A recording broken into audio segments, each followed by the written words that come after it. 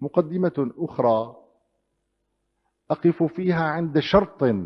لا بد منه لتلقي هذه السنن. والأمة التي تمر على هذه السنن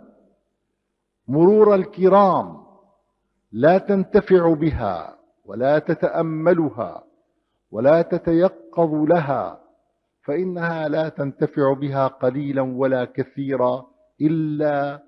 أنها ستقوم عليها الحجة يوم القيامة أن الله عرفها على سننه فلم تتعظ ولم تعتبر ولم تنتفع منها بشيء.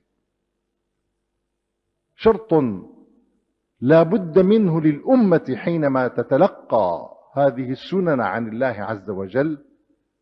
أن تتلقاها بوعي بصير وبعقل متفتح، وأن تنفض عنها سذاجتها وبساطتها في تلاوة القواعد، لأن هذه القواعد لم تكن سننا بمعنى السنن إلا لأنها كرسها الله سبحانه وتعالى بأفعال خلقه، وتوالت عليها أحداث التاريخ حتى أصبحت الواحدة منها قاعدة راسخة مكينة لا تتزعزع. فلذلك فإن الأمة ليست بحاجة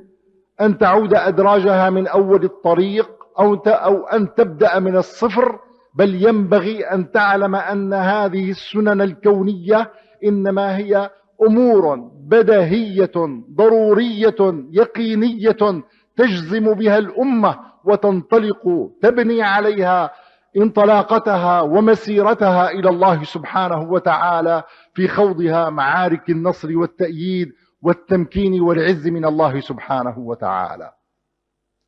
لا تستطيع الأمة أن تتلقى هذه السنن بهذا الشكل إلا بهذا الوعي المتفتح،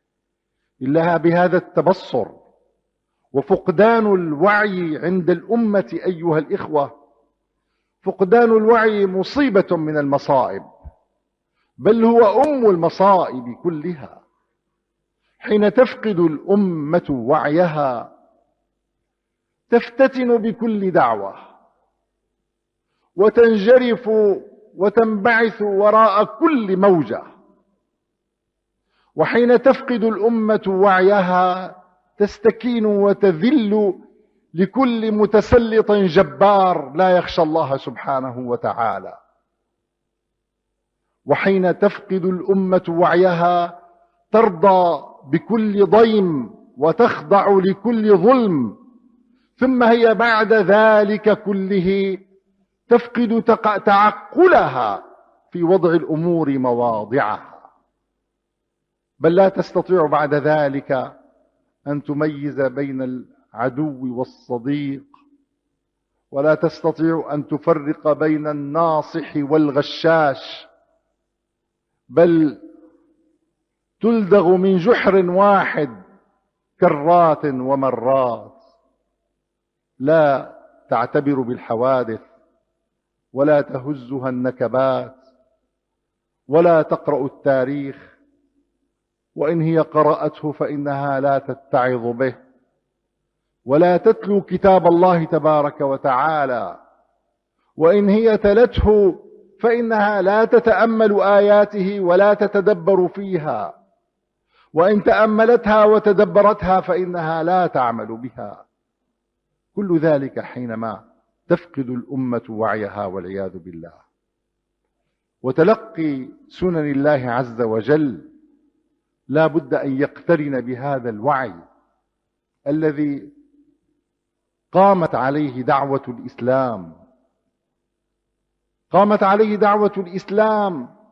ودخل في كيان الصحابة رضي الله تعالى عنهم، حتى إن هذا الوعي المتبصر في الحياة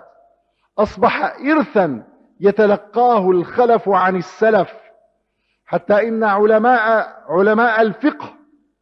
لا في ميدان السياسة ولا في ميدان المعارك، إنما ضمن الفقه الإسلامي توارثوا كلمة ينقلها جيل عن جيل، يقول العلماء بعضهم لبعض ولطلبة العلم من لا معرفة له بأهل زمانه لا ثقة بعلمه.